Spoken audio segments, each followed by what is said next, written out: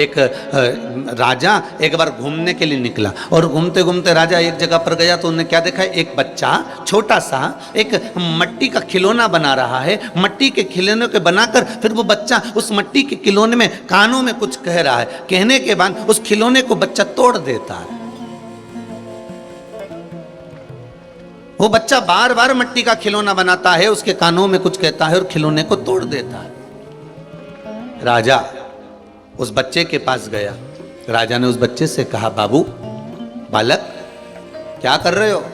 इसके खिलौने के कान में क्या कहते हो और बाद में खिलौना तोड़ देते हो? आखिर बात क्या है? तो उस समय पर वो तुरंत वो बच्चा कहता है कि मैं इस खिलौने के कान में कहता हूं कि तू राम बोल राम बोल राम बोल।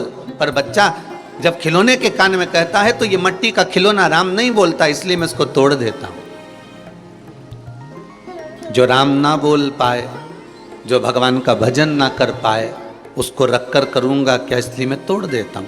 राजा को अच्छा लगा। राजा ने कहा, बेटा आप हमारे राजभवन में रहोगे, हमारे साथ रहोगे? इतने धर्मात्मा, इतने पुण्यात्मा, इतने संकीर्तन वाला हमारे नगर में रहे, इससे बढ़कर सुख क्या है? आप हमारे नगर में रहोगे, आप हमारे राज्य में रहोगे? राजा ने कहा, तो बच्चे ने कहा, मैं रहने को तैयार हूं, पर मेरी 4 शर्तें हैं। अगर मेरी 4 शर्त आप मान जाते हो तो मैं आपके साथ में रहने को तैयार हूं। पहली, जब मैं सोऊंगा आपको रात भर जगना पड़ेगा। दूसरी, कपड़े में पहनूंगा तो आपको नग्न रहना पड़ेगा। तीसरी, महाराज जब मैं खाऊंगा, अगर मैं खा रहा हूं तो आपको भूखा रहना पड़ेगा। और चौथी, मेरे दुख में मेरे साथ हर पल खड़े रहना पड़ेगा। राजा बोला, ये तो कैसी शर्त है तुम्हारी कि तुम खाओ मैं भूखा रहूं, तुम सो में जागूं और तुम पहनो में नग्न रहूं? ये कहाँ की बात है? तुम्हारे दुख में मैं हमेशा खड़ा रहूं, ये तो फालतू की बात है, ऐसा तो कभी हो नहीं सकता। तो इतने में बच्चा बोला, जब तुम ये सब चीजें नहीं कर सकते तो मैं आपके साथ कैसे रह सकता हूं? तो फिर किसके साथ रहेगा? बच्चा कहता है, जो इन शर्तों को निभा रहा है आज तक, मैं उसी के साथ रह रहा हूं। कौन निभा रहा है इन शर्तों को? हमसे महान कौन हो सकता है जो इन शर्तों को निभा रहा है? बच्चे ने कहा, वो मेरा ओघड़दानी, मेरा त्रिकालदर्शी शिव कैलाशी निभा रहा है। मेरा शंकर इन शर्तों को निभा रहा है। पहली शर्त है, मैं सोऊं तू जाग, मैं चैन की नींद सोता हूं और मेरा शंभू रात भर जगता है मेरे लिए। वो भगवान मेरे लिए जगता है। मैं सोऊं वो जागता है। मैं खाता हूं वो भूखा रहता है। मेरा भगवान सबको खिला देता है, आखिरी में बैठता है, कोई भूखा रहता है तो उसको भी खिलाने भाग जाता है। वो मेरा शंभू है। और मैं पहनूं वो नग्न रहता है, उसको कोई मतलब नहीं।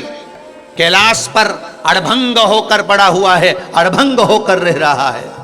उसको कोई मतलब नहीं कि कौन सा अंबर, कौन सा पीतांबर, कौन सा। एक बहन जी ने व्हाट्सएप पर मैसेज लिखा था, आशीष जी बता रहे थे कि उन्होंने लिखा है कि मैं जब भगवान को जल चढ़ाने के लिए जाती हूँ तो थोड़ा सा जल गर्म करके ले जाती हूँ। तो मेरा पति और मेरा पुत्र दोनों मुझ पर बहुत हंसते हैं। पति कहता है, जो कैलाश पर रहता है, जो अमरनाथ की गुफा में रहता है, जो इतनी ठंडी जगह पर रहता है, जो केदारनाथ में रहता है, जो इतना ठंडे में रहता है, और उसको तो कुनकुना जल चढ़ाती है।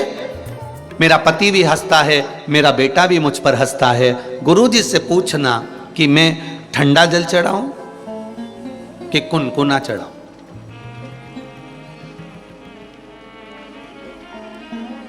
फिर वही बात सामने आ गई।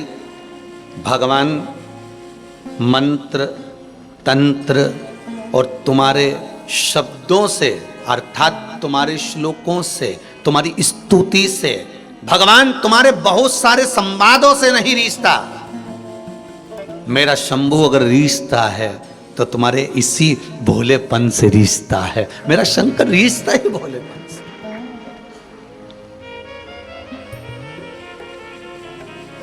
मेरे शिव को रिझाने का केवल एक ही तरीका, तुम्हारा भोलापन, क्योंकि भोले का भोला है भगवान शंकर, तुम्हारे भोलेपन से रिश्ता। भगवान शंकर ये कभी नहीं जानता कि तुमने क्या मंत्र पढ़ा है, क्या तंत्र पढ़ा है, क्या साधना करी है, क्या करा। भगवान तो कहता है कि तूने दिल से क्या कहा है वो बता दे। तो दिल से क्या रिझा रही हो?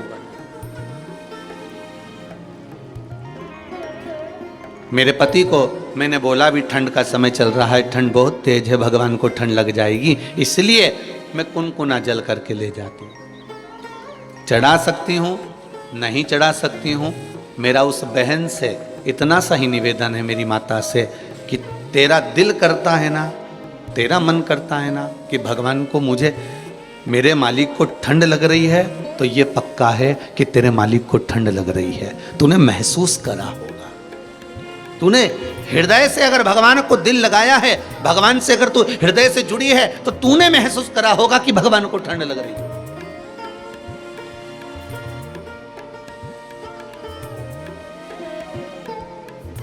ये तूने महसूस करा है। नहीं तो कई घर में तो आज भी लड्डू गोपाल बैठे हुए हैं, कई घरों में लड्डू गोपाल बैठे हुए हैं, और कई घर में लड्डू गोपाल बैठे हुए हैं, और कई लोग वो लड्डू गोपाल को भी इस ठंड में फूल चढ़ा दे रहे हैं। अब अंदाजा लगाना जरा।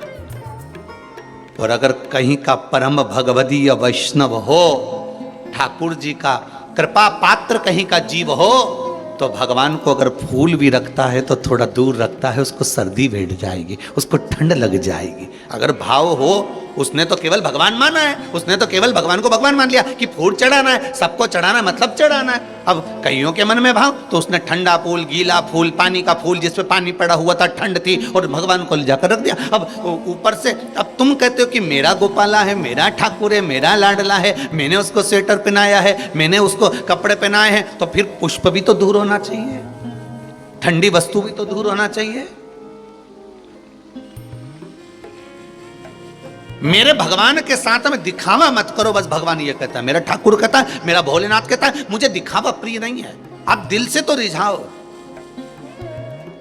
उसको कौन ने कहा कि तू कुनकुना पानी चढ़ा के आ?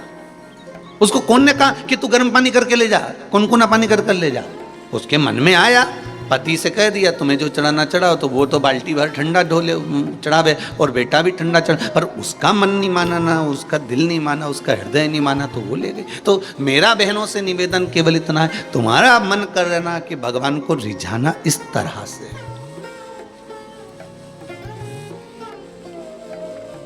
भगवान को रिझाना इस भाव से। कई लोग कहते हैं, क्यों गुरुजी तुम इतनी बड़ी बड़ी बात कहते हो, कहां लिखी है वो बताओ? तो ढूंढो ना शास्त्र और वेद में, पुराण में।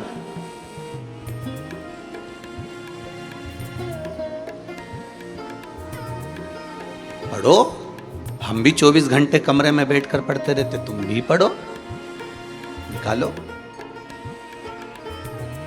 और दिल लगाओ इस परमात्मा से, दिमाग नहीं। दिमाग तुम कमाने में लगाना, तुम्हारे दिमाग को सेफ करके रखो एकदम अलमारी में, हो इसको कमाने में लगाओ, पर भगवान की भक्ति में दिल लगाओ। पर दुनिया भी उल्टी है, दिमाग भगवान की भक्ति में लगाने का प्रयास करती है, और दिल अब पूछो ही मत, ही तो अच्छा है।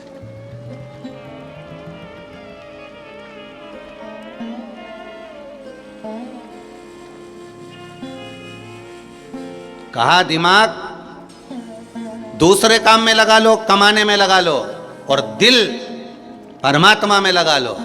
पर लोग भी उल्टे हैं, दिमाग भगवान में लगाते हैं। कैसा दिमाग लगाते हैं? हाँ, क्या होता है पानी चढ़ाने से, क्या होता है चावल चढ़ाने से, क्या होता है धतूरा चढ़ाने से, क्या होता है भगवान शंकर पर दूध चढ़ाने से। यहां दिमाग लगा रहे हैं, यहां दिमाग लगा रहे हैं। जहां दिल लगाना चाहिए था, मत दिमाग लगाया गया है। और दिल कहां लगाया है?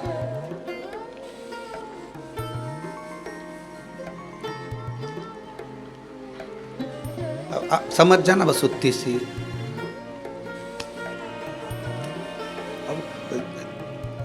दिल यहां लगाना था और दिमाग वहां लगाना था, कि जो इतना फैशन कर रही है ये कमाई का कितना भाग निपटाएगी। दिमाग वहां लगाना था, पर वहां तो दिल लगाया और तुरंत कह दिया कितने का मोबाइल चाहिए बोल तू बोल, मैं तुझे मोबाइल ला के दूँ। हमारा 10,000 का मेरा मोबाइल टूट गया, उसकी सामने की वो क्या बोलते हो,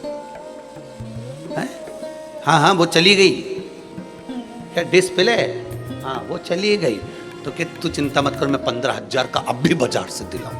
अब दिल यहां लगाना था, गलत जगह पर लगा दिया। जहां दिमाग लगाना था वहां दिल लगा दिया। मेरे भगवान के मंदिर में कभी भी जाना, शिवालय में कभी भी जाना, शंकर की चौखट पर कभी भी जाना, 12 ज्योतिर्लिंग पर कभी भी जाना, शिव मंदिर में कभी भी जाना, तीर्थ में कभी भी जाना, भगवान की शरणागति में कभी भी जाना, सदगुरु के दरवाजे पर कभी भी जाना, गुरु की चौखट पर कभी भी जाना, वहां पर दिमाग मत लगाना, मत दिल लगाना।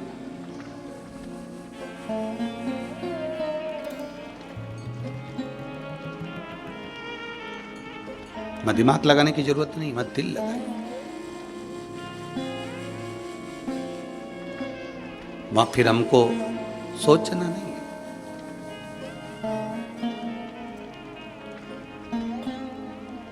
अब सौंप दिया इस जीवन का सब भार तुम्हारे।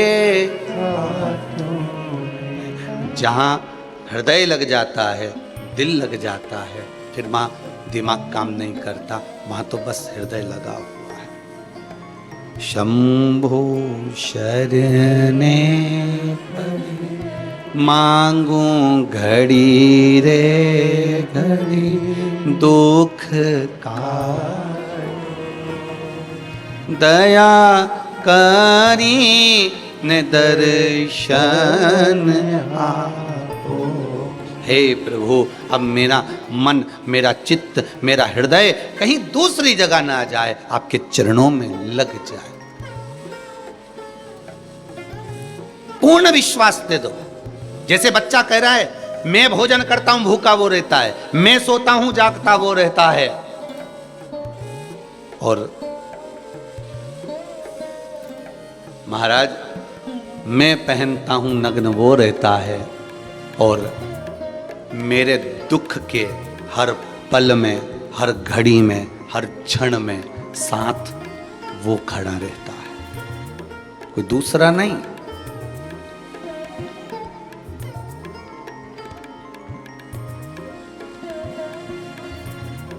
देव भी हमारे भीतर है और दानव भी हमारे भीतर है,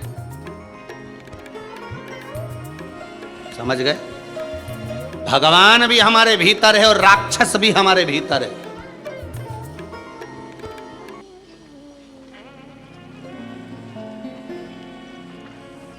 और केवल ये एक युग से नहीं, सतयुग, त्रेता, द्वापर, कलयुग, चारों युग में टटोल कर देख लिए, देख लीजिए, देव भी और दानव भी सब मिलते, बस अंतर है, थोड़ा थोड़ा अंतर है।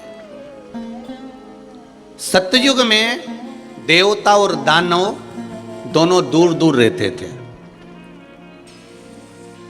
देवता देवलोक में, दानव असुर लोक में रहते थे। सुनिए ना कथा। सतयुग में, त्रेता युग में देवता और दानव दोनों एक ही जगह पर रहते थे। त्रेता में कौन थे? राम जी। तो राम जी से समझ लो, देवता भी पृथ्वी पर थे तो राक्षस भी पृथ्वी पर थे। रावण वो भी पृथ्वी पर था। सतयुग में देवता और दानव अलग अलग थे। त्रेता में देवता और दानव एक ही जगह पर आ गए, एक ही लोक में आ गए। द्वापर में देवता और दानव परिवार के अंदर आ गए, कौरव और पांडव, कंस और कृष्ण, परिवार में देवता और दानव। अब देखिए कितना सुंदर बात है। सतयुग में अलग अलग थे, त्रेता में एक जगह पर आए, द्वापर में परिवार में आ गए देवता और दानव, और कलयुग में मनुष्य के अंदर आ गए देवता और दानव। अब जब तुम्हें देवता को प्रकट करना हो, देवता भी हमारे भीतर है और दानव भी हमारे भीतर है। आप क्या प्रकट करना चाहते हो, आप क्या प्रगटाना चाहते हो, ये आपके ऊपर।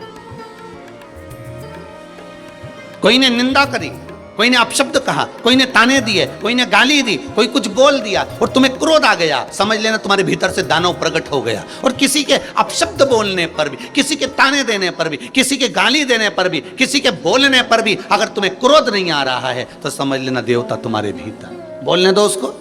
आग लगे बस्ती में और अपन रहो मस्ती में, क्या किसको रोइए चादर तान के सोइए। उसका काम है निंदा करना, उसका काम है बुराई करना, उसका काम है चुगली करना, उसका काम है अपशब्द बोलना। भगवान ने उसको पैदा इसलिए करा है, कहकर भेजा था कि नीचे जाकर तुझे केवल निंदा ही करना है। तो तुम क्या कर लोगे, क्यों बंद हो जाएगा निंदा करने से? जब भगवान ने नारियल दे के भेजा है नीचे उसको कि तुझे नीचे जाकर केवल निंदा करना है, बुराई करना है, चुगली करना है, अपशब्द बोलना है, तो तुम उसको कैसे रोक सकते हो?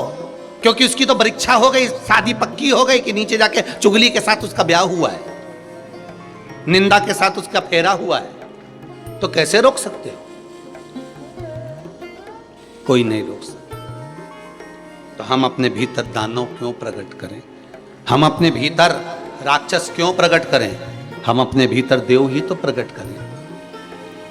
शंभु शरणे पड़ी मांगू घड़ी रे घड़ी, दुख काटो दया करी ने दर्शन आपको। हे भगवान, बस इतनी कृपा करना कि मेरे भीतर के जो ताप हैं उसको हर लेना। किसी कुंड में, किसी सरोवर में, किसी तालाब में, किसी नदी में, पवित्र नदी में स्नान करने जाओ तो पहले, सबसे पहले एक चीज धारण करना, विश्वास। मानो तो मैं गंगा मां हूं, ना मानो तो बहता पानी। शिव कैलाश में है और दूसरा शिव मेरे विश्वास में है। आपके भीतर विश्वास अगर दृढ़ है, पक्का है, तो शिव तुम्हारे सम्मुख में है, शंकर तुम्हारे सामने है।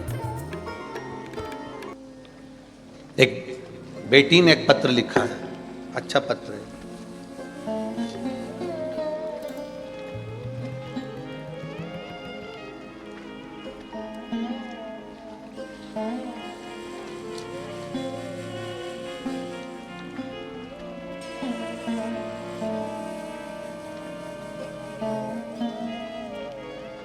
मैं साधना अग्रवाल, कन्नौज, जिला हरदा से हूँ।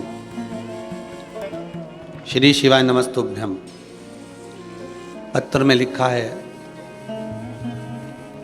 गुरुदेव,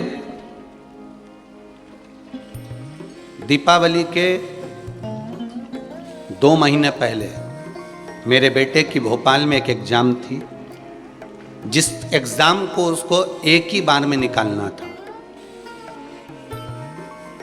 गुरुदेव, मेरा बेटा एग्जाम देकर आ गया और पशुपति व्रत उसने चालू कर दिया। इस पत्र में लिखा है इस बहन ने, साधना जी अग्रवाल, कन्नौज, जिला हरदा से। पशुपति व्रत चालू करे, काउंसलिंग में उसका नाम नहीं आया। जब काउंसलिंग में नाम नहीं आया तो उसका मन उचिष्ट हो गया और उसने पशुपति व्रत को छोड़ने का मन में विचार कर लिया। पर मैंने, मेरे परिवार ने उसको फिर वापस कहा कि तू व्रत मत छोड़, व्रत तो कर, काउंसलिंग में नहीं आया तो नहीं आने दे, तू व्रत तो पूरे कर ले। शंकर के व्रत है, करने में क्या जा रहा है? जैसे ही तीसरा व्रत पूर्ण हुआ और उसका जो एग्जाम था, उस काउंसलिंग में उसका नाम वापिस आ गया और वो निकल गया। ये पत्र बोल रहा है, इस पत्र में वो लिख रही है। महाराज, जहां पर सब तरह से जीव हार जाता है, हम फिर कहेंगे पहले सारे जगत में घूम आओ, संपूर्ण जगत में तुम्हारी जिससे जिससे पहचान है उसके हाथ पैर खूब जोड़ लो, मना नहीं है।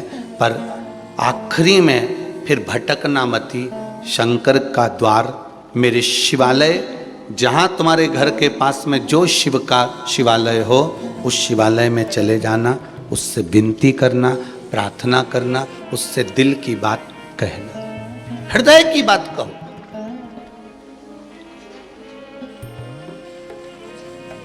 हम ये भी नहीं कहेंगे कि आप कुबेरेश्वर धाम आओ, हम ये भी नहीं कहेंगे कि तुम कहीं जाओ, तुम तो तुम्हारे घर के पास में जो शिवालय है, जो शिवलिंग हो, जो शंकर जी का मंदिर हो, वहां जाइए और अपने दिल की बात, अपने हृदय की बात, अपने चित्त की बात, अपने मन की बात उस शंभू से कह।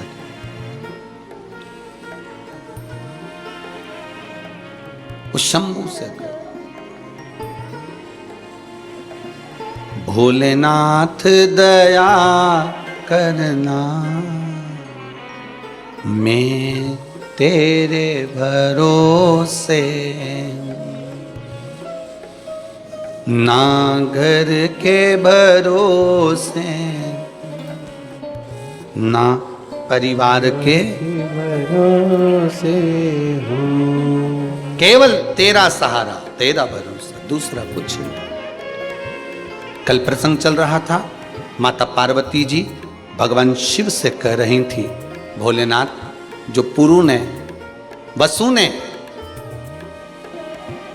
तप साधना करी है और वसु ब्रह्मा जी द्वारा जो प्रकटा हुआ है, वो वसु एक यज्ञ कर रहा है और उस यज्ञ में 33 कोटि देवताओं को आमंत्रित करा गया। 33 कोटि देवता उस यज्ञ में आए हुए हैं और उस यज्ञ में सब जा रहे हैं, हमको भी जाना चाहिए। शंकर भगवान ने कहा बिल्कुल, अगर यज्ञ है, अनुष्ठान है तो हम क्यों ना जाएंगे, हम भी चलेंगे, मना नहीं। पर शिव जी ने फिर वही प्रसंग माता पार्वती से कहा कि जाओ, यज्ञ में, अनुष्ठान में, भजन में, पूजन में, स्मरण में, तुम्हारी मर्जी पड़े जहां जाओ, पर विश्वास को रख कर जाना। अगर विश्वास नहीं है तो फिर ऐसे मंदिर जाने से, देवालय जाने से, पूजन करने से कोई फायदा नहीं। कई लोगों के मन में आता है अब व्रत कर तो लिया है, अब देखेंगे भगवान कर देगा तो ठीक है। तो कोई ने डंडा मारा था कि व्रत करो? कि सियोर वाला महाराज कहने गया था तुम्हारे घर पे पीले चावल देने के लिए कि नहीं, तुम्हें तो ये करना ही पड़ेगा। कभी व्यासपीठ से ऐसा बोला कि तुम्हें करना ही पड़ेगा।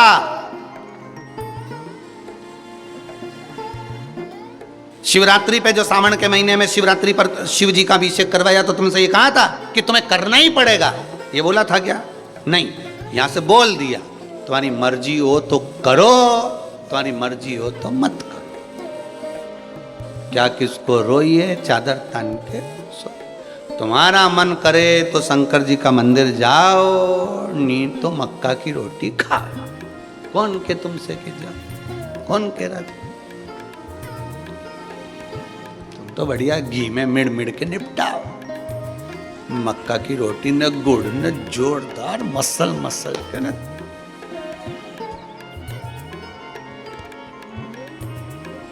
अभी कल की बात है, कोई कह रहा था गुरुजी हमारे यहाँ पर गांव में, हमारे यहाँ राजस्थान में ऐसा नियम है कि हम मकर संक्रांति पे हमारा पूरा परिवार बैठ जाता है और बाजरा का खिचड़ा बनता है और मक्का की रोटी, न ज्वार की रोटी, न बाजरा की रोटी, और कम से कम इतना घी कि 1 पीपा घी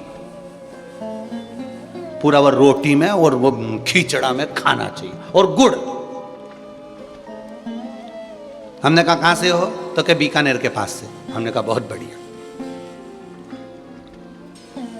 खूब जोरदार 1 पीपा घी। हमने कहा ये नियम किसने बनाया कि मक्का की रोटी के साथ में घी और गुड़ और सब? खाना जरूरी है, खाओ। नियम बनाने वाले ने यह बनाया था कि संक्रांति पे जैसे घी की धार चले ऐसे भजन गाना जरूरी है, पर लोगों ने सुन लिया कि घी खाना जरूरी है। वो था भजन गाना जरूरी है।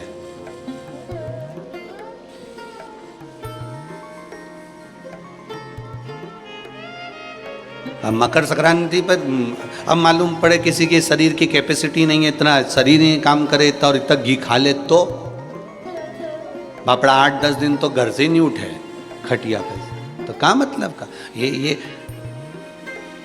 लिखा था मकर संक्रांति पे जैसे घी की धार चले ऐसे भजन गाना जरूरी है। लोगों ने सुन लिया कि एक पीपा घी खाना जरूरी है। वो गलती से सुन लिया, गड़बड़ हो गया।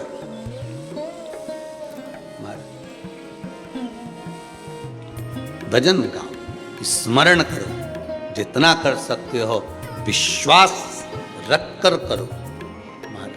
विश्वास रख कर करोगे तो वो भजन का सुख मिल जाएगा, भजन का सुख मिल जाएगा।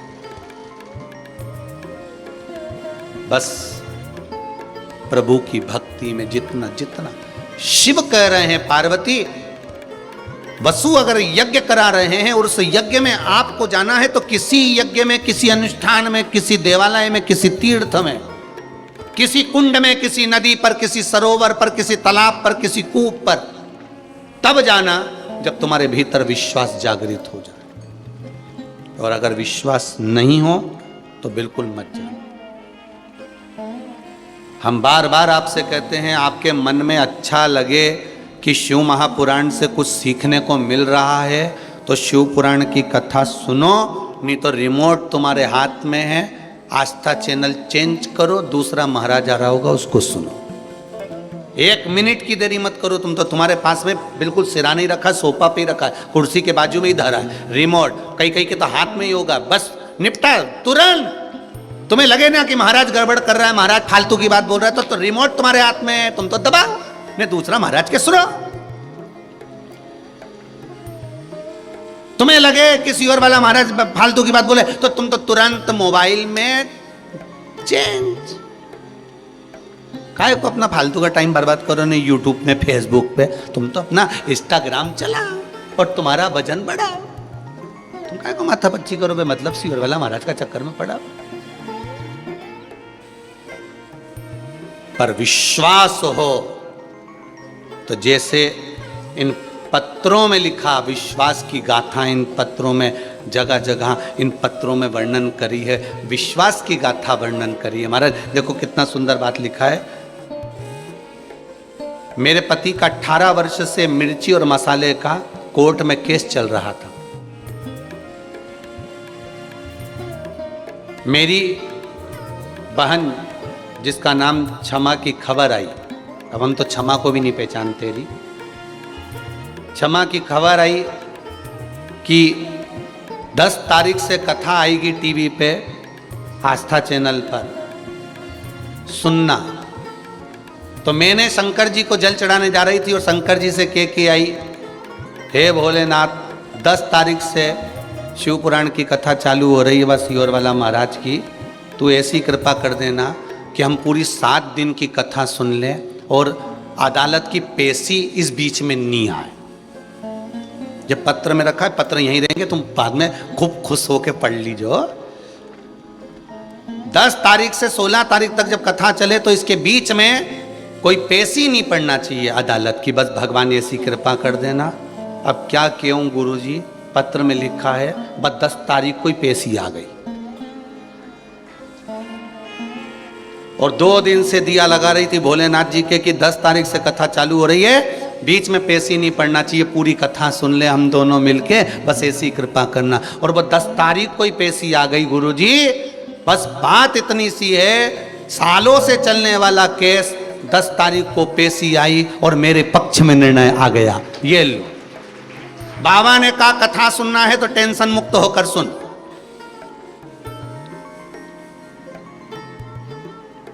सुनना ही है ना तेरे को कथा, और दोनों जोड़े से सुन रहे, टीवी के सामने बैठकर सुन रहे, आस्था चैनल पर कथा सुन रहे, तो सुनो। और ये मुक्त होकर सुनो, कहां टेंशन कर। अब सौंप दिया इस जीवन का सब भार तुम्हारे हाथों में। मैं सुनूं। अब हमारा तो आपसे भी निवेदन है, जितने लोग आस्था चैनल पर कथा सुन रहे हैं, जितने फेसबुक यूट्यूब पर कथा सुन रहे हो, विश्वास रखकर सुनना।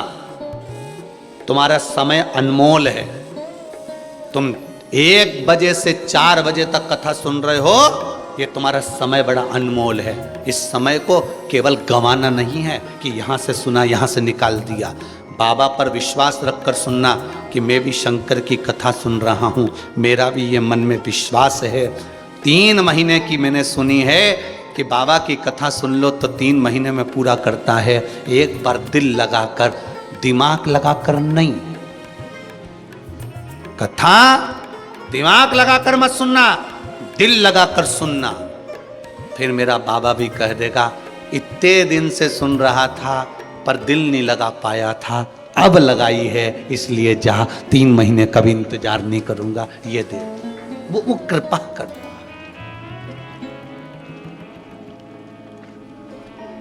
कथा में दिमाग नहीं लगाना हमें, भगवान के दरवाजे पर दिमाग नहीं लगाना हमें, माता पिता के चरणों में हमें दिमाग नहीं लगाना, अपने सदगुरु के चरणों में जाकर दिमाग नहीं लगाना हमें अपने गुरु के पास जाकर कोई दिमाग नहीं लगाना कि गुरु जी के सामने कह कि गुरु जी मैं ये बता सकता हूँ, मैं ये कर सकता हूँ, मैं तुम्हें ये बता सकता हूँ। गुरु के सामने जाकर दिमाग लगाने की जरूरत नहीं, भगवान के सामने जाके दिमाग लगाने की जरूरत नहीं।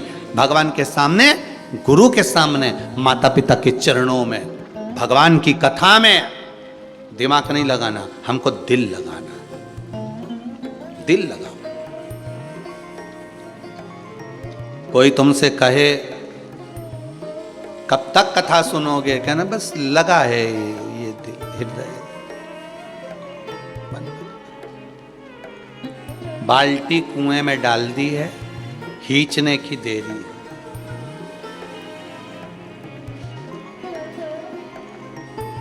दुख की सुरंग, ट्रेन जब चलती है तो कई सुरंग आ जाती हैं, आती कि नहीं आती? कोई सुरंग बहुत बड़ी होती है, कोई सुरंग बहुत छोटी होती है। ट्रेन चल रही है, अंधेरा हो गया तो तुम क्या रेलवे वालों पे केस लगाओगे? क्यों रे, इतना अंधेरा कैसा है? तो कहेगा सुरंग में से गाड़ी जा रही है। कि टिकट वापस करोगे, कि ट्रेन में से कूद जाओगे? कुछ करोगे नहीं। टीसी से बोलोगे भैया अंधेरा कैसे, सुरंग आई है। तो इतनी लंबी सुरंग चले जा रही, अंधेरा ही अंधेरा, अंधेरा ही अंधेरा। टीसी बोलेगा चिंता मत करो, कहीं तो अंत होगा इस सुरंग का। जब सुरंग का अंत होगा तब प्रकाश वापिस आ जाएगा। कोई सुरंग छोटी होती है, कोई सुरंग बड़ी होती है, ट्रेन चलती जाती है। जब सुरंग का अंत होता है वापिस उजाला, वापिस प्रकाश हो जाता है। उसी तरह कोई दुख बहुत बड़ी सुरंग की तरह होता है, कोई दुख बहुत छोटा सा होता है जिसमें से हमको निकलना है। अगर दुख बड़ा है चिंता मत करना, दुख छोटा है चिंता मत करना। ट्रेन चलती रहना चाहिए, तुम अपना कर्म करते चले जाओ, भजन करते चले जाओ, प्रकाश आगे चलकर मिल ही जाएगा, उजाला प्राप्त हो ही जाएगा। बस सुरंग थोड़ी बड़ी है, दुख थोड़ा बड़ा है, तकलीफ थोड़ी बड़ी है, कष्ट थोड़ा बड़ा है, पर चिंता मत करना। कर्म प्रधान है, कर्म करो, भजन करो, कीर्तन करो, मंत्र जाप करो और भगवान पर भरोसा रखकर जो व्यापार कर रहे हो, जो दुकान कर रहे हो, जो सर्विस कर रहे हो, जो नौकरी कर रहे हो, उसमें लगे रहो और उस पर छोड़कर चलो, उजाला आएगा। सुरंग का अंत भी एक दिन होता है, सुरंग का अंत भी एक दिन होगा, प्रकाश दिखेगा और तुम आगे बढ़ोगे।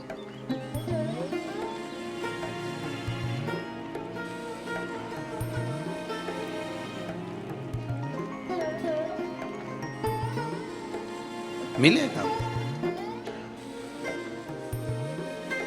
देखो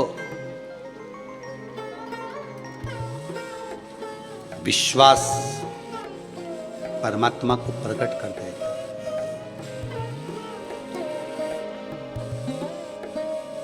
गुरु और भगवान, मेरा भोलेनाथ, मेरा ठाकुर, मेरा राम, मेरा कृष्ण, 4 प्रकार से कृपा करता है। गुरु भी 4 प्रकार से कृपा करता है और भगवान भी 4 प्रकार से कृपा करता है। उसकी कृपा का पहला है स्मरण, दूसरा है दृष्टि से, पहला स्मरण से, दूसरा दृष्टि से, तीसरा शब्द से और चौथा स्पर्श से। मेरा गुरु और परमात्मा 4 प्रकार से कृपा करता है। मेरा शंभू, मेरा शंकर, मेरा ओघड़दानी, मेरा भोलेनाथ और कोई सतगुरु, ये 4 प्रकार से कृपा कर देते। पहले स्मरण से। स्मरण कैसा? जैसे कछुआ की जो पत्नी होती है, कछुवी, अब कछुआ की पत्नी को तो कछुई बोलेंगे, और तुम्हारे यहाँ कुछ बोलते हो तो बात दूसरी हो। जितने लोग आस्था पर सुन रहे हो, फेसबुक यूट्यूब पर सुन रहे हैं, कछुए की पत्नी का नाम तुम्हें कुछ और मालूम हो तो हमें बता देना, भेज देना, अगली बार कथा में हम उसको बोल देंगे। मेंढक की पत्नी मेंढकी,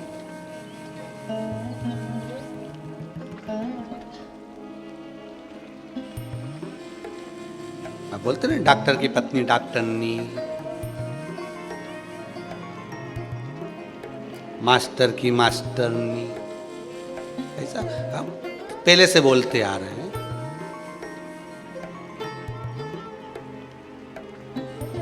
तो कछुआ की बोलो तो कच्छु, ठीक है।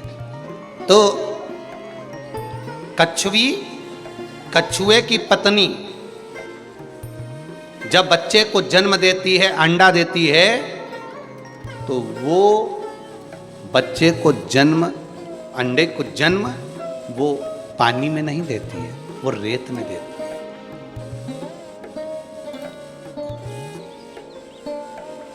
और कछुवी कहाँ रहती है? पानी के अंदर। उसका अंडा कहां पर है? रेत पर। एक बार अंडे को जन्म देने के बाद कछुवी उससे मिलने के लिए कभी नहीं जाती है, पानी के अंदर ही रहती है। बस उस अंडे को जो जन्म दिया है ना, उसका स्मरण करती रहती है, और स्मरण करते करते उसके स्मरण से अंडा पक जाता है और उसका बच्चा हो जाता है। कछुवी। गुरु और परमात्मा, गुरु और शंकर, मेरा ओघड़दानी, मेरा त्रिकालदर्शी, मेरा कैलाशी, मेरा शंभू, मेरा ओघड़नाथ, मेरा भूतेश्वर, मेरा ओमकारेश्वर, मेरा महाकालेश्वर, मेरा ममलेश्वर, मेरा भीमाशंकर, मेरा मल्लिकार्जुन, मेरा कैलाशी, मेरा काशी विश्वनाथ, मेरा कुबेर भंडारी 4 तरह से कृपा करता है। पहला स्मरण, आप गुरु का और शंकर का, भगवान का अगर स्मरण कर रहे हो तो भी तुम्हारा कल्याण निश्चित है कि तुम तर जाओगे, तुम्हारा काम हो जाएगा।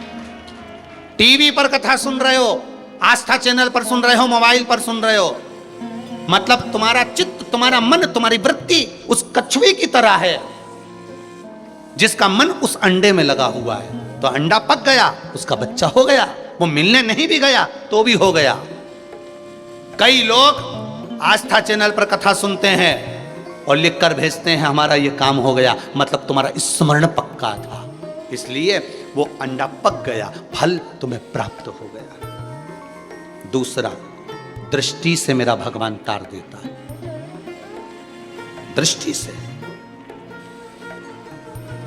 मछली अपने बच्चे को जन्म पानी के अंदर देती है। काय के अंदर देती है?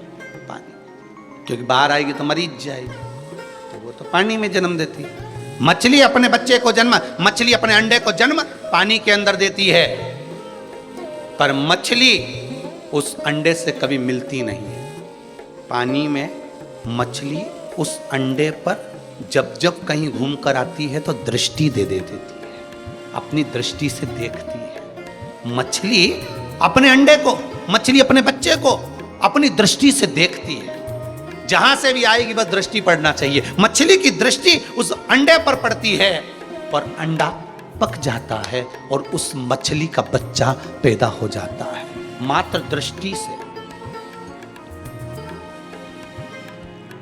चार प्रकार से मेरा भोलेनाथ और सदगुरु, जिस गुरु की शरण में आप जाते हो, एक सदगुरु और एक परमात्मा, चार प्रकार से तार देते हैं। पहला, जम के बोलिए, स्मरण। दूसरा, दृष्टि। मछली अपने बच्चे को जन्म देती है, उससे कभी मिलती नहीं है, केवल उस पर दृष्टि रखती है। उस दृष्टि का बल इतना प्रबल होता है कि बच्चा पक जाता है और पैदा हो जाता है। सद्गुरु और परमात्मा भी ऐसे ही कहता है, गुरु के सामने जाओ, कुछ मत मांगो, परमात्मा के सामने जाओ, कुछ मत मांगो, केवल उसकी दृष्टि ही पड़ गई तो हमारा कल्याण हो गया। बहुत दृष्टि से ही तार दिया उसने, दृष्टि से ही तार दिया। एक बार बस केवल देखा, एक बार दृष्टि दी, वो दृष्टि से ही तार दिया। महाराज, तीसरा है शब्द। तीसरा है शब्द।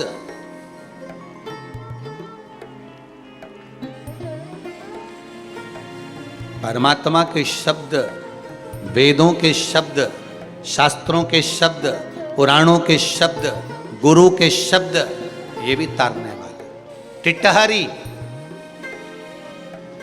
देखिए पक्षी होता है टिटहरी, वो टिटहरी अपने बच्चे को जन्म पृथ्वी पर देती है, अपने बच्चे को, अपने अंडे को जन्म पृथ्वी पर देती है, और वो टिटहरी उस बच्चे से मिलने नहीं आती है, केवल आकाश में उड़ती है और चिल्लाना चालू कर देती है टिटहरी। उसके शब्द उस अंडे पर पड़ते हैं और बच्चा जन्म लेता है। ध्यान देना, शब्द से टिटहरी अपने बच्चे को जन्म दे देती है। आकाश में उड़ रही है, बच्चे को जब उसको पकाना होता है, उस अंडे को पकाना होता है, अपने बच्चे को जन्म होने देना होता है, टिटहरी चिल्लाने चालू कर देती है। आपने भी देखा होगा टिटहरी कई बार बगीचे में, कहीं बाग बगीचे में चिल्लाती जाती, अपने बच्चे को, अपने उस अंडे को पका रही है, अपने बच्चे को जन्म दे रही है, अपने शब्द से अपने बच्चे को जन्म देने का प्रयास कर रही है। वो टिटहरी है। गुरु के शब्द, गुरु की वाणी, शंकर के शब्द, मेरे परमात्मा की वाणी, मेरे वेद और पुराण की वाणी, मेरे शास्त्रों की वाणी, ये पुराणों की वाणियां, गुरु की वाणियां, ये शब्द हैं। और शब्द से जैसे टिटहरी अंडे को पकाकर बच्चा प्रकट कर देती है, उसी तरह गुरु के शब्द भी आपको कुछ न कुछ प्रदान कर ही देते हैं, जीवन में सार्थकता दे देते हैं।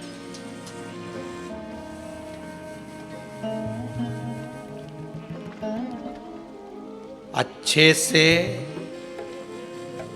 संभाल कर रखी हुई वस्तु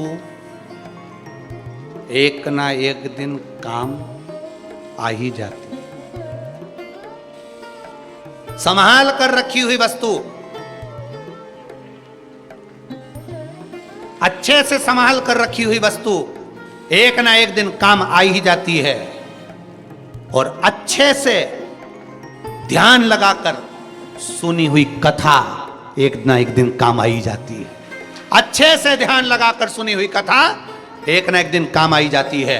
कोई उपाय, तुम्हारे यहाँ कोई बीमार पड़ गया, किसी को कैंसर जैसा रोग हो गया, किसी को किडनी का रोग हो गया, किसी को कोई तकलीफ हो गई, किसी के बच्चे, तो तुम खुद ध्यान लगाकर अगर कथा सुने हो तो बता सकते हो कि तू ऐसा कर ले। ध्यान लगा, अच्छे से संभाल कर रखी हुई वस्तु एक ना एक दिन काम आई जाती है। और अच्छे से ध्यान लगाकर सुनी हुई कथा, गुरु की वाणी, गुरु के शब्द, परमात्मा की वाणी कहीं ना कहीं काम आ जाती है। क्योंकि टिटहरी अपने शब्द से अपने बच्चे को जन्म दे देती है। शब्द से गुरु तार देता है, शब्द से परमात्मा तार देता है। इसलिए आपसे कहते हैं श्री शिवाय नमस्तुभ्यम। शब्द वो है जिसका नाद करने से ना जाने कितने तर जाते हैं। और महाराज चौथे नंबर पर है स्पर्श से परमात्मा और गुरु तार देता है। स्पर्श, मोरनी, मोर की पत्नी, महाराज मोर या कोयल या तोती या चिड़िया, किसी को भी पकड़ लो, पक्षी, चिड़िया अपने बच्चे को जन्म देती है, अंडे को जन्म देती है, तो उस पर वो बैठती है, स्पर्श में रखती है, अपने शरीर के स्पर्श से, अपने पंख के स्पर्श से, अपने शरीर के स्पर्श से वो अपने बच्चे के अंडे को पका देती है और बच्चे को जन्म दे देती है। उसी तरह जब हम शंकर के शिवलिंग को स्नान कराते हैं, जल चढ़ाते हैं, पंचामृत स्नान कराते हैं, चंदन लगाते हैं, बेलपत्र चढ़ाते हैं, उनको छूते हैं, स्पर्श करते हैं, या गुरु के चरण को, माता पिता के चरण को जब हम स्पर्श करते हैं तो भी हमारा कल्याण निश्चित हो जाता है, हमारा कल्याण निश्चित है।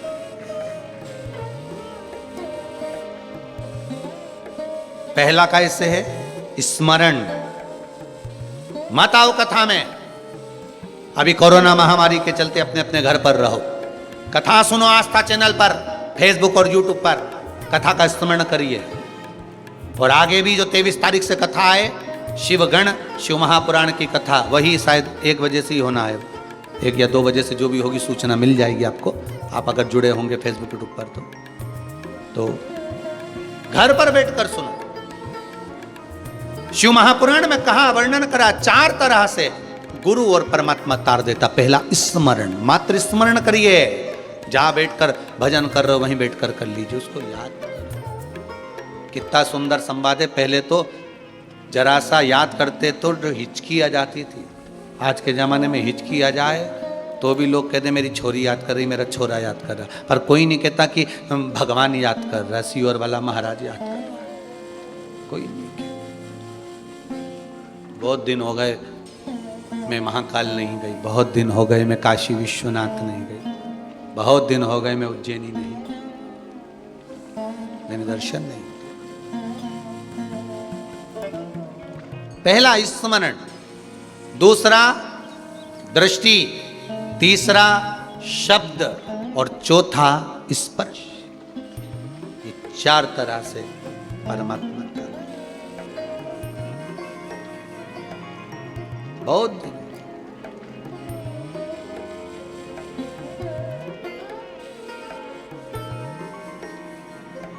उसका स्मरण किया जाए। हमारी विपदा हारो भोलाना,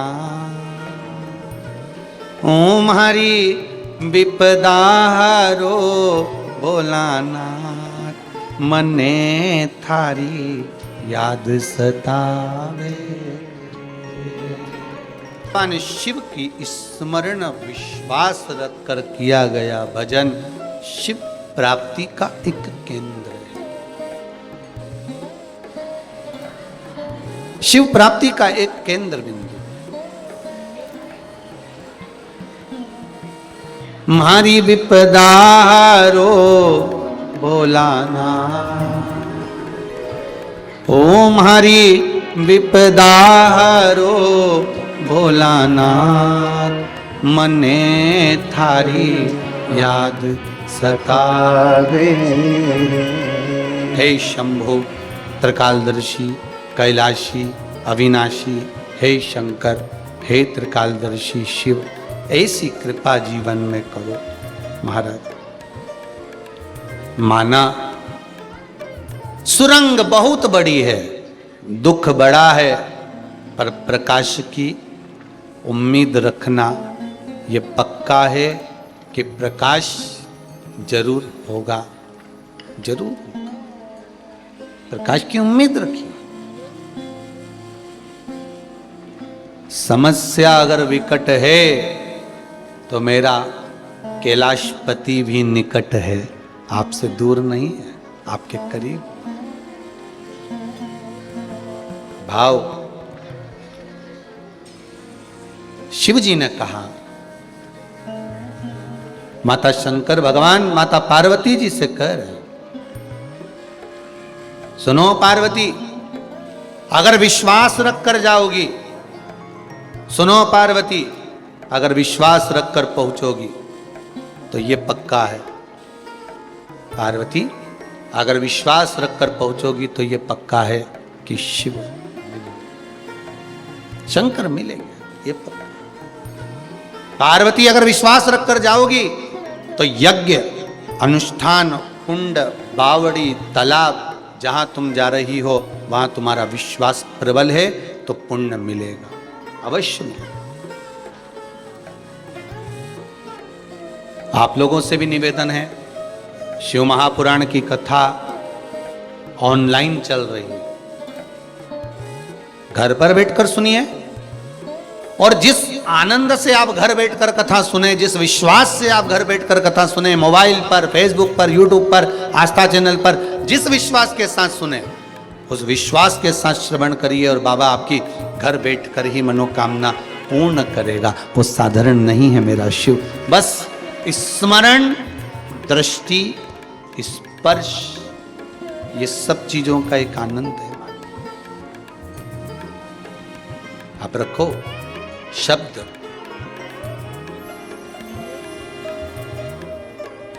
शब्द पर भी विशेष ध्यान रखिए। फिर निवेदन करेंगे, शब्दों का बड़ा ध्यान रखिए। आज के जमाने में जरा सा ये फेसबुक पर, यूट्यूब पर ना जाने कौन कौन कौन कौन सियोर वाला महाराज का नाम लिखकर, पंडित प्रदीप मिश्रा लिखकर चैनल ओन बना लिए हैं ढेर सारे, और फेसबुक पे भी ना जाने कहाँ कहाँ का चैनल ओन बना लिया, और उसमें कहीं किताब बेचे, कहीं सामान बेचे, कहीं कुछ बेचे। तो कई सोचे कि ये सियोर वाला महाराज का है तो वो भी लोग जुड़ जाते हैं। अब किसी को भान तो हो ही नहीं पाता। कई लोग हमारे नाम से भी धोखाधड़ी कर रहे हैं कि भाई सियोर वाले के नाम का होगा, ये होगा, वो होगा, किताब मंगाए सो ये करें, या फिर कुछ काम कर रहे हैं, या कुछ व्यापार कर रहे हैं, कुछ व्यवसाय। तो ये शब्द गलत है।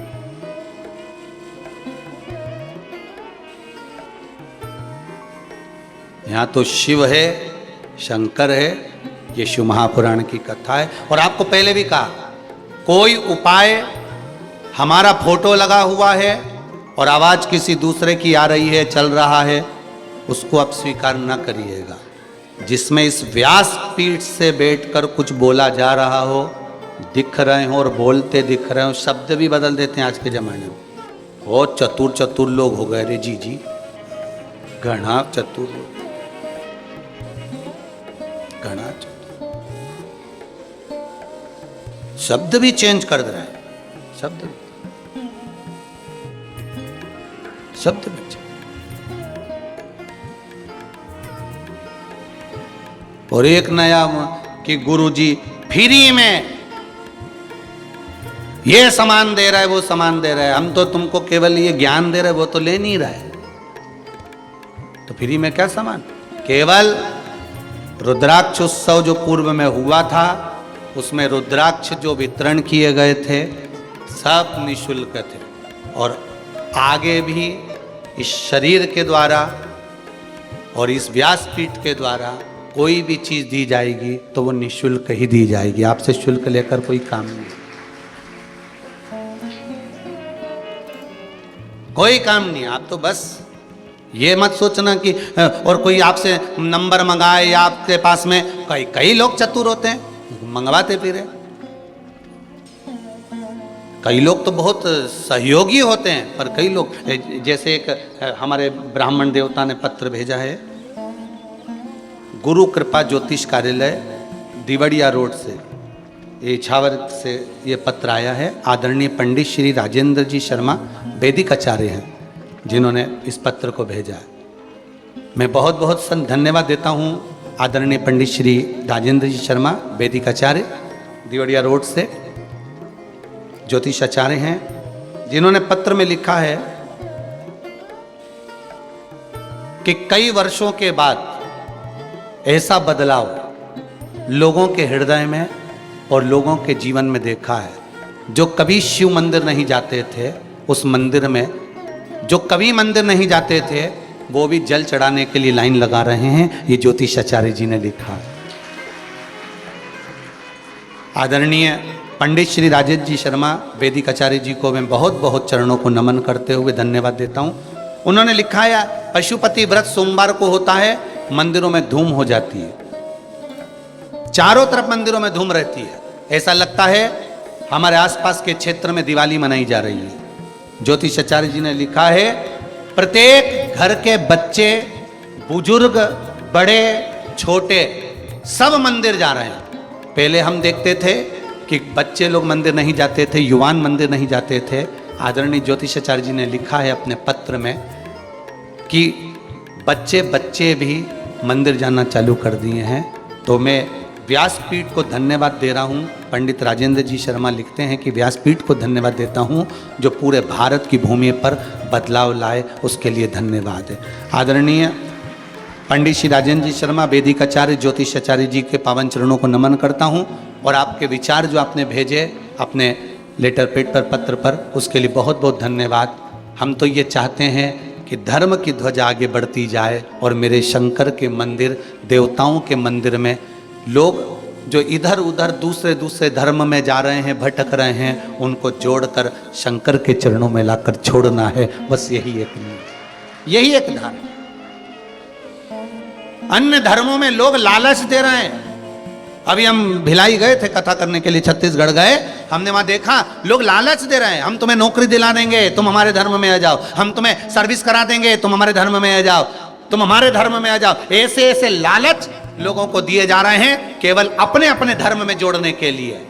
और अगर ये शरीर मेरे शंभू ने, मेरे शंकर ने, मेरे भोलेनाथ ने अगर ये शरीर दिया है तो प्रयास करूंगा जीवन भर कि इस शरीर के द्वारा जितना हो सके लोग मंदिर से जुड़ जाएं, धर्म से जुड़ जाएं, हिंदू धर्म को छोड़कर किसी दूसरे धर्म में ना जाए। इस शरीर से जितना बनेगा उतना प्रयास जोड़ो।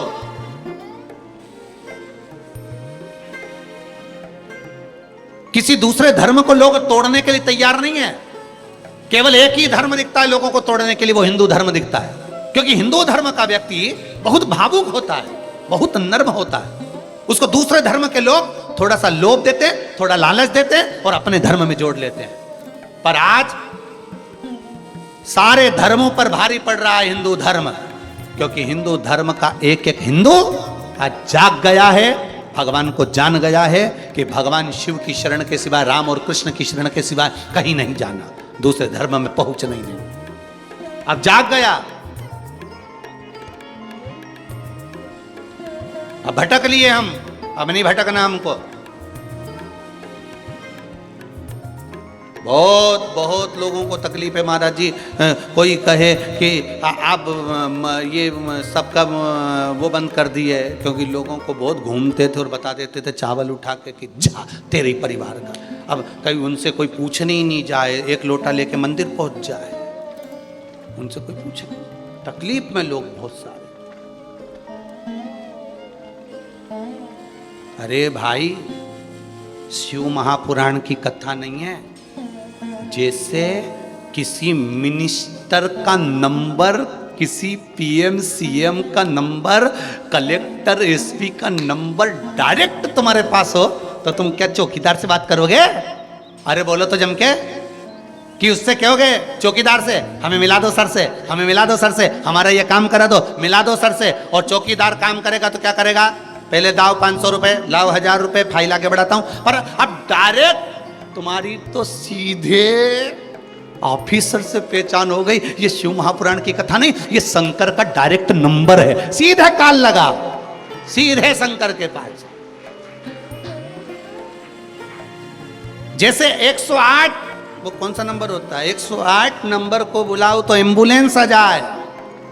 बस मुख से श्री शिवाय नमस्तुभ्यम बोलो और पशुपति नाथ का 5 व्रत कर लो, ने बोला ना टूट मानो जा। बस अपने डायरेक्ट नंबर है साहब। अब उसके बाद भी तुम भटको, उसके बाद भी भटक रहे हो तो ये तुम्हारी मर्जी है। फिर तुम भटको तो भटको। जब शंकर जी डायरेक्ट नंबर दे दिए हैं। वो एक भजन गाती थी हमारी राजगढ़ वाली बाई, गीता बाई जी महाराज। मैं तो रोज लगाऊं टेलीफोन, सच्चा नंबर देना भगवान। पहला फोन मैंने सीहोर लगा,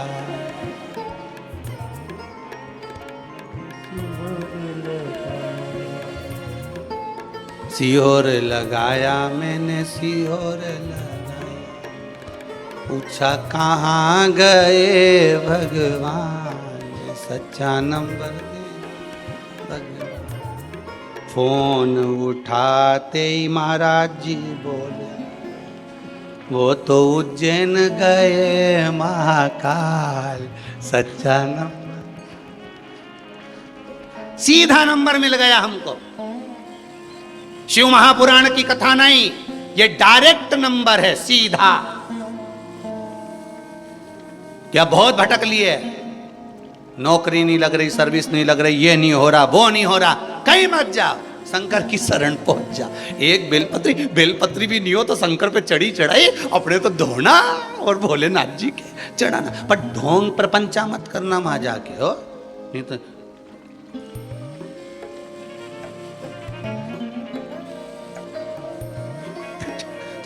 ऐसा ढोंग प्रपंचा शंकर जी को नहीं चाहिए। शंकर जी तो बोले जैसी है वैसी चल। अरे हिमालय राज ने पार्वती जी के लिए पालकी तैयार करके रखे कि पालकी पे बैठ के कैलाश जाएगी पार्वती विदाई में, शंकर जी के संग शादी हुई जब पालकी पे बैठ के जाएगी। पालकी सोने की पालकी हिमालय राज ने बुलवाई, रतन जड़ित पालकी, पालकी उठाने वालों को बुलाया, सारी श्रृंगार बैंड बाजा हाथी घोड़ा तैयार, बेटी का ब्याह करा हिमालय राज। पर शंकर भगवान पार्वती जी को देख के बोले पालकी में जाएगी कि डायरेक्ट आएगी, ये तो बोल। पार्वती जी बोली पालकी में बैठूंगी, फिर ये उठाएंगे, फिर लेके पीछे पीछे चलेंगे, तुम आगे हम पीछे, ऐसा कोई आनंद है? अपने तो तुम हाथ दो, नंदी पे जो भोलेनाथ जी चढ़ा और शंकर जी ने जो हाथ दिया और हाथ देते से जो बैठी डायरेक्ट के डायरेक्ट।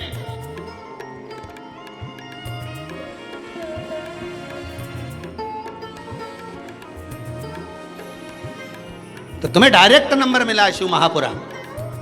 पूरे दुनिया के लोगों को, पूरे विश्व के लोगों को ये डायरेक्ट नंबर है शंकर की कथा, शिव महापुराण की कथा। छूटना नहीं चाहिए, डायल करते रहो, कथा सुनते रहो, एक ना एक दिन तो कॉल लगेगा। कई लोग तो सीहोर लगाते हैं आश्रम पे, तो नहीं लगता, बार बार सारे नंबर लगा के देख ले, गुरुजी लगते ही नहीं है, हम तो परेशान हो गए, जवाब ही नहीं आता। लगाते रहो।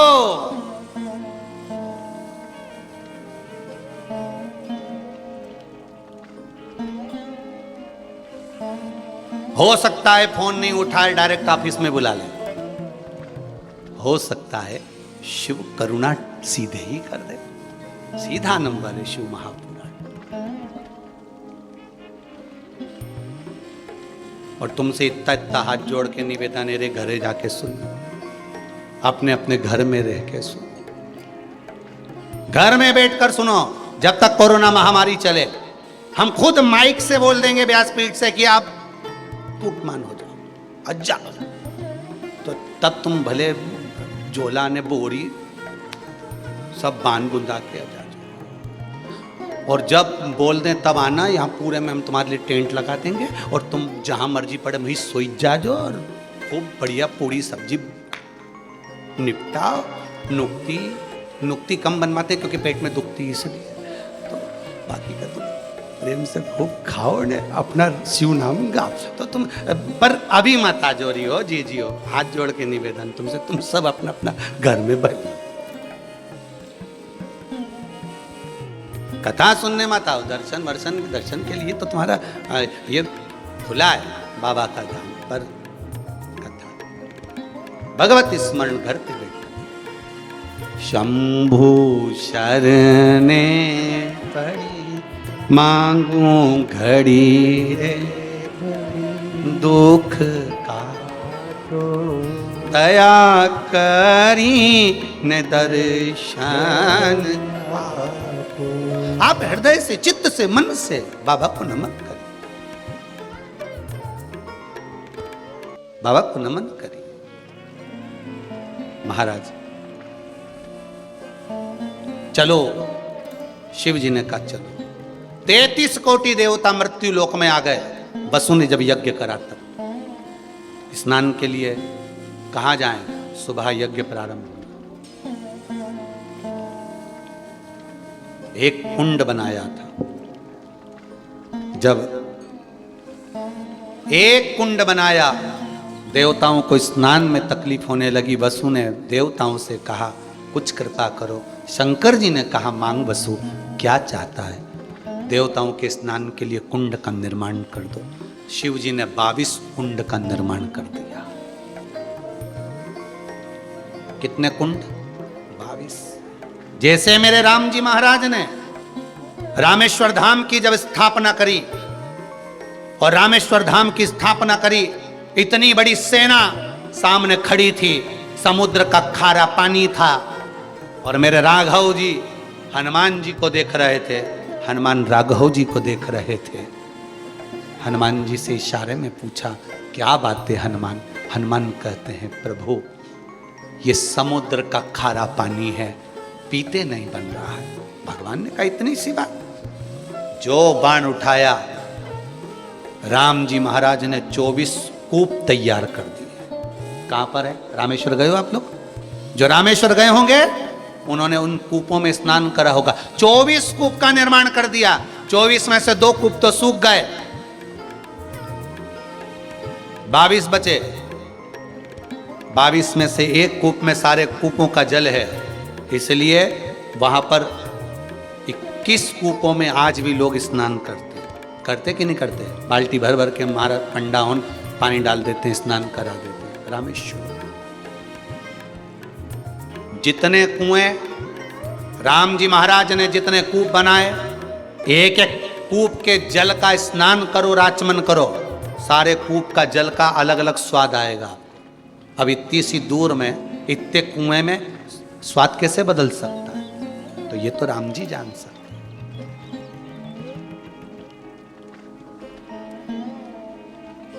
ये तो मेरे राघव जी जानते हैं, ये मेरे राम जी।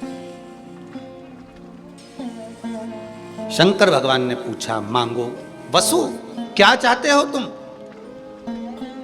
वसु कह रहे हैं 33 कोटि देवता स्नान करे, वो भाव प्रकट करे।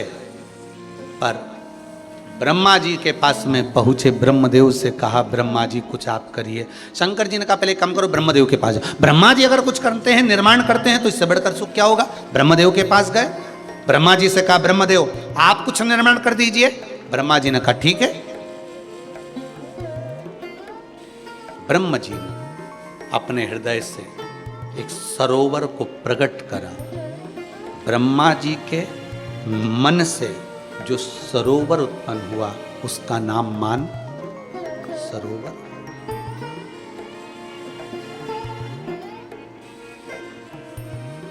कैलाश अधिपति के चरणों में एक मानसरोवर है, एक राक्षस ताल है। राक्षस ताल, राक्षस का वो सरोवर जिसका पानी खारा है, और मानसरोवर जिसका पानी निर्मल शीतल औषधि से युक्त है।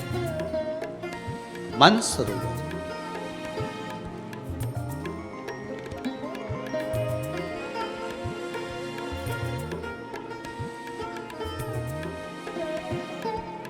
महाराज, हमसे भी कई लोग कहते हैं क्यों गुरुजी तुम कभी कैलाश घूमने गए, मानसरोवर नहाने गए? हमने कहा भैया वहाँ जाएं तो पैसा घना लग जाए। सही है, ऐसा ही है ना, कुछ 1-1.5 लाख रुपए लगे सो तो तब जाके तो मानसरोवर की यात्रा हो, खूब सारा जमा करो, वहाँ पहुँचो। तो भगवान इतनी सामर्थ्यता तो है नहीं बाबा की, पर ये जरूर है कि हम भले, मेरे शिव पर विश्वास इतना है, बाबा वहाँ भले ना बुला रहा हो, पर इतना विश्वास तो है कि मेरा शंभु यहाँ जरूर आ जाएगा। ये पक्का।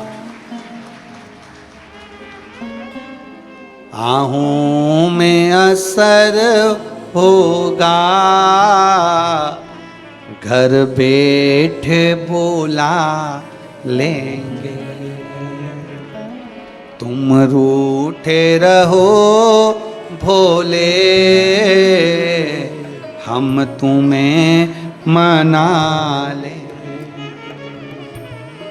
तुम कहते हो भोले, हमें कैलाश प्यारा है। एक बार तो आ जाओ, एक बार तो आ जाओ, कैलाश बना देंगे। मेरा शंभू जहां रहता है वहां अपने आप कैलाश बन जाता है, बनाने की जरूरत नहीं पड़ती, बनाने की जरूरत नहीं है। जहां मेरा शिव है वो भूमि उज्जैनी है, जहां मेरा शंकर है वो काशी है, जहां मेरा शंकर निवास करता हो वो कैलाश, वो केदारनाथ है, वो साधारण नहीं है। आहूं में असर होगा, घर बैठे बोला। अगर आपकी भक्ति विश्वास प्रबल है, पहले भी कथा में कहा था, आपको कहीं जाने की जरूरत नहीं है। आप तो भगवान की भक्ति में लग जाओ, शिव की भक्ति में लग जाओ, भगवान के भजन में लग जाओ, तीरथ तुम्हें खुद खींचेगा। आप भजन तो करो, इतना स्मरण तो करो। आपको तीर्थ नहीं जाना पड़ेगा, तीर्थ आपको खींच कर लाएगा। चल वृंदावन, चल गोकुल, चल गोवर्धन, चल अयोध्या, चल काशी, चल अवंतिका, वो खींच। जैसे इतनी कथा सुनने के बाद भी जब कथा आती है तो आपका मन कर ही जाता है कि ला आधे घंटा जरा चालू तो कर महाराज सुनने में। करता है कि नहीं करता? ला चालू करो जरा, मोबाइल चालू करो, कथा सुनेंगे। रात को बैठ गए 5-10 मिनट आधा घंटा शिव चर्चा में लगे हुए, शिव के स्मरण में लगे, शिव भक्ति में लगे हुए। और अभी अभी ये आज कथा विराम हो जाएगी, 23 तारीख से फिर चालू हो जाएगी। कथा का समय रहेगा दोपहर 2 बजे से 5 बजे तक, फिर वो कथा चालू, और वो भी ऑनलाइन कथा घर बैठकर सुनने की। कौन सी कथा रहेगी? वो शिव गण, एक एक गणों की महत्वता जानना है। और उसमें जो शंकर जी के मंदिर जाता है, शिव पर जल चढ़ाता है, शंकर पर बेलपत्री चढ़ाता है, उसकी भी गणना गण से करी गई है। उसको भी सुनना है कि आप कौन से नंबर के गण हो। आपकी भी तो वहां पर देखना पड़ेगा कि नंबर कौन सा है तुम्हारा, कौन से नंबर के गण। शिव कथा करवाने वाले भी गण की गिनती में आते हैं, सुनने वाले, बाँचने वाले, शंकर के मंदिर में बुआरी काटने वाले, झाड़ू लगाने वाले, बेलपत्री को तोड़कर उतार कर आप तक पहुंचाने वाले भी गण की गिनती में आते हैं।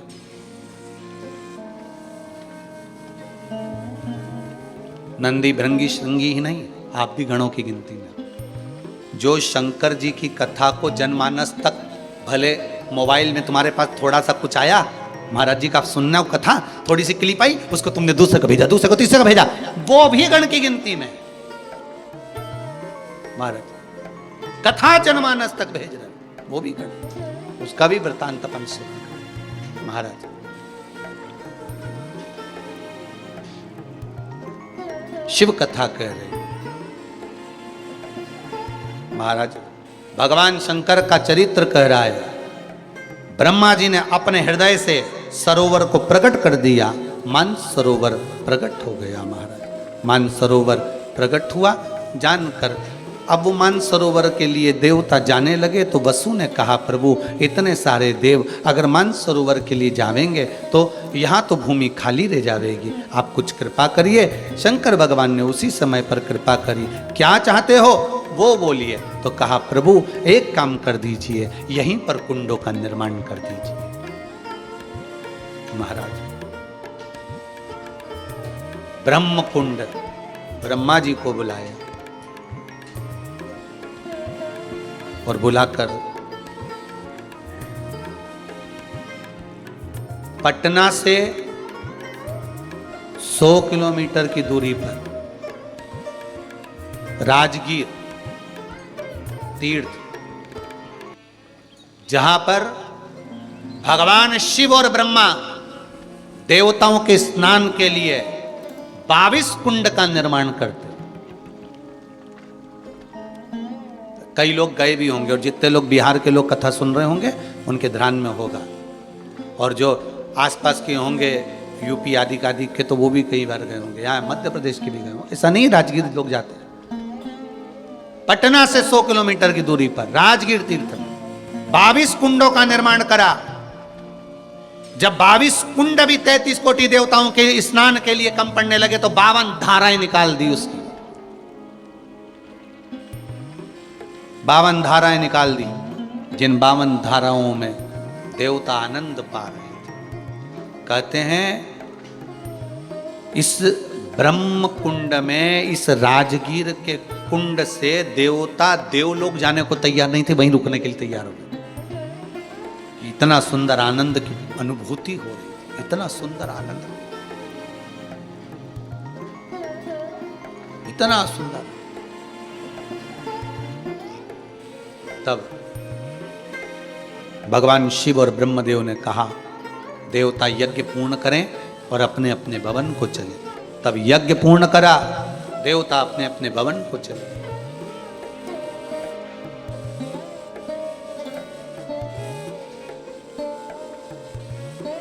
कभी आप लोग जाएं तो अवश्य दर्शन,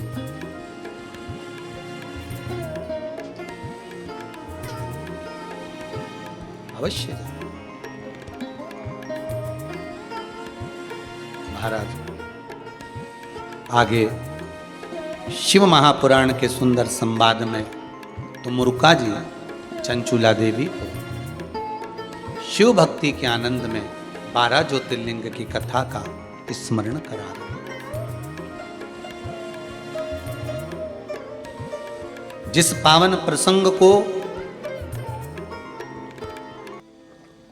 चंचुला देवी श्रवण करती है अपने पति के मोक्षार्थ, अपने पति के मोक्ष के लिए, वो पावन शिव महापुराण की कथा के 12 ज्योतिर्लिंग का संवाद तुमुरुका जी चंचुला देवी को श्रवण करा।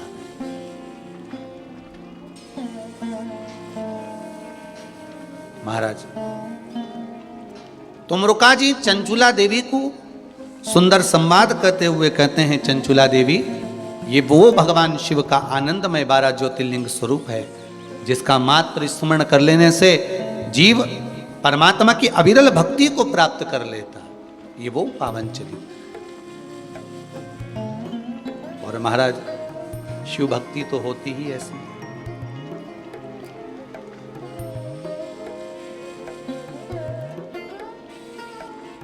शिव भक्ति तो होती ही ऐसी है जिसमें शंकर की उपासना के साथ शिव।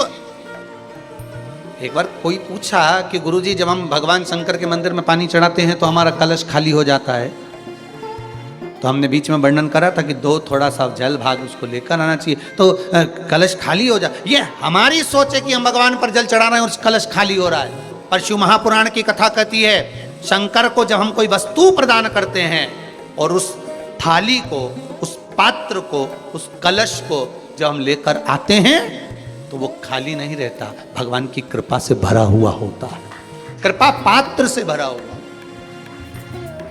वो खाली नहीं है, भगवान की विरल भक्ति से भरा।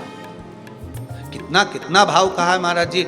शिव मंदिरों के घंटाल, घंटी, शिव मंदिरों की जलाधारी, जो ऊपर जल पात्र रहता है जिसमें से बूंद बूंद जल गिरता है, शिव मंदिर का त्रिशूल, शिव मंदिर का डमरू, शिव मंदिर के भूमि का फर्श, शंकर का एक एक शिखर से लेकर एक एक तलातल रसातल तक में जो जो है शिव का, वो करुणा करने वाला है। शिव के पास जो है वो सब करुणा देने वाला, कृपा करने वाला,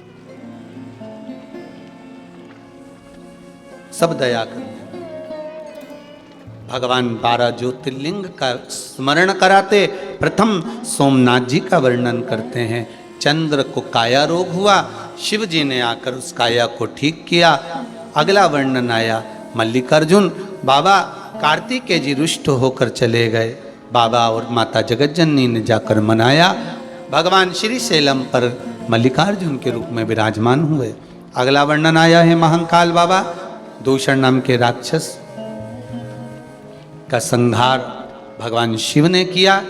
भगवान कालाधिपति महाकाल बनकर विराजमान हुए। महाकालेश्वर उज्जैनी में 17 तारीख से कल से कथा होने वाली थी। वो कथा कोरोना महामारी के चलते कैंसिल कर दी गई है, उसको स्थगित कर दिया गया है। जब बाबा कृपा करेगा, बाबा को ही कराना है। मुझे तो ऐसा लगता है कि 84 महादेव भी साथ में कराएगा और शिव महापुराण भी साथ में सुनाएगा, ये बाबा की मर्जी। तो उज्जैन के लोग मैसेज कर रहे हैं मोबाइलों पर कि हम हताश हो गए, हमको बहुत अरमान थे, बहुत उम्मीद थी, बहुत आशा लेकर बैठे थे। तो आप चिंता ना करें, उज्जैन और उज्जैन के आसपास वाले बिल्कुल चिंता ना करें। बाबा जल्दी से जल्दी यह कोरोना महामारी को समाप्त करेगा और प्रयास करेंगे कि एक कथा शीघ्र बाबा के बोली हुई है बाबा कृपालु की, तो वो होगी। जब भी बाबा कराएगा आनंद से करेंगे। शिव बाबा कराने वाला है और आप सब इतने सारे भगत लोग हैं, दानदाता हैं, तो कुछ सोचना नहीं है। पहले यजमान करा रहे थे, अब वो कथा यजमान की जगह महाकाल बाबा कराएगा। कौन कराएगा? महाकाल बाबा। कथा रखेंगे, ऐसी रखेंगे कि रुकना सब अपने अपने हिसाब से, और भोजन महाकाल बाबा। महाकाल तो आप लोगों को प्रेरणा देकर बुलाएगा और वहां पर खिलाएगा। ये महाकाल बाबा की कृपा रहेगी। क्या होता है, रुकने की व्यवस्था इतने सारों की, लाखों लोग आवे, इनको कहाँ रुकावे। तो पंडाल रहे वो तो रुक जावे, कोई दिक्कत नहीं है। पंडाल में जहाँ तुम्हारी मर्जी पड़े वहाँ सो, मना नहीं। पर कोई वीआईपी लोग आवे सो तो क्या हमको तो रूम चाहिए, तो दादा यहाँ कहाँ से दें दादा, कोई हिल स्टेशन थोड़ी ना। तो यहाँ तो केवल भोजन पाओ और शिव का भजन गाओ। तो जब बाबा कृपा करेगा और जब परमिशन मिल जाएगी, उज्जैनी नगरी में 84 महादेव के साथ साथ 7 दिन की शिव महापुराण की कथा बाबा कराएगा। सब अपना अपना रुकने की व्यवस्था करिएगा। भोजन की व्यवस्था राजा करेगा, राजा की नगरी में जा रहा है, कल राजा जाने और वो जाने। तो ऐसा क्रम जब भी कोरोना महामारी समाप्त हो उसके बाद में जैसी परमिशन सरकार देवेगी उसके अनुसार करेंगे। नहीं तो बोल दो अभी वो यात्रा निकल रही थी और मालूम पड़े बीच में कोरोना फंस गया, तो ये बेचारे सबका टिकट हो गया, सब तैयारी में, सबने तो खजूर वाली चोटी भी कर ली, लोग तो पार्लर मार्लर भी हो जाए, सब अब कहीं पर दिल के अरमा आंसुओं में बह गए। हम तो कुछ सियोर में रह गए।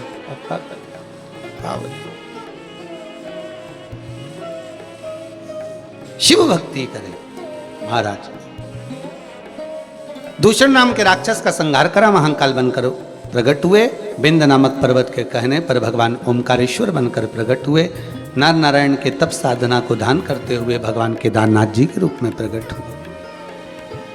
भीमाशंकर कुंभकर्ण की धर्म पत्नी के गर्भ से, करकटी के गर्भ से भीम हुआ, जिसने बहुत उपद्रव मचाया।